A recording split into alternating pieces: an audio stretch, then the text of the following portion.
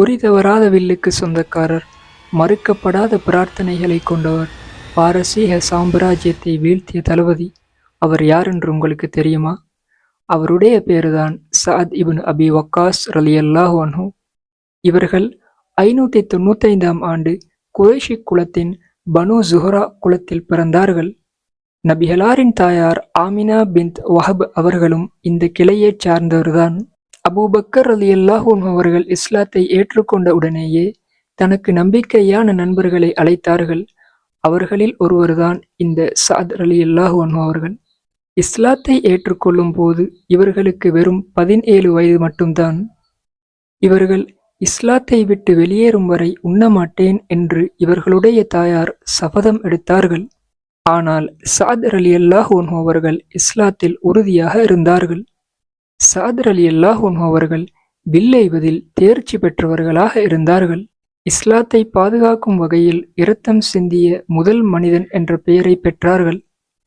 Uhud யுத்தத்தின் போது சஅத் ரலியல்லாஹு அன்ஹு அவர்கள் தொடர்ந்தும் ஓயாமல் அம்பு விட்டார்கள். அப்போது நபி அவர்கள் மிகவும் மகிழ்ச்சி அடைந்தவர்களாக கூறினார்கள், இவரே எனது மாமன், இவரை போன்ற ஒரு மாமன் யாருக்கேனும் இருந்தால் என்னிடம் காட்டுங்கள் என்றார்கள்.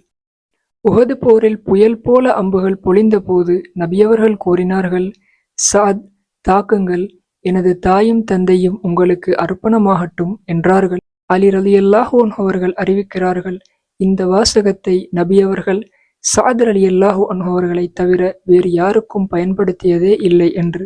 உமர் ரலியல்லாஹு அன்ஹு அவர்களுடைய காலத்தில் பாரசீக சாம்ராஜ்யத்திற்கு எதிராக தளபதியாக நியமிக்கப்பட்டார்கள். 636 ஹிஜ்ரி 14 காதிசியா போரில் சஅத் ரலியல்லாஹு அன்ஹு அவர்கள் பாரசீக சாம்ராஜ்யத்தை வீழ்த்தினார்கள்.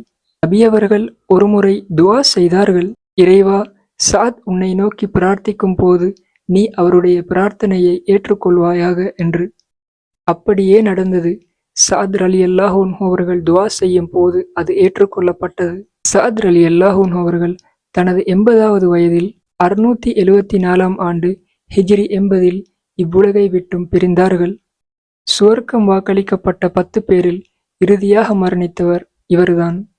உம்மத்துக்கு தைரியம் தேவைப்பட்ட போது வீரராக கடமையாற்றினார்கள். உம்மத்துக்கு நீதி தேவைப்பட்ட போது நீதியான ஆட்சியாளராக கடமையாற்றினார்கள். உம்மத் ஃபித்னாவில் இருந்தபோது வணக்கசாலியாக இருந்தார்கள்.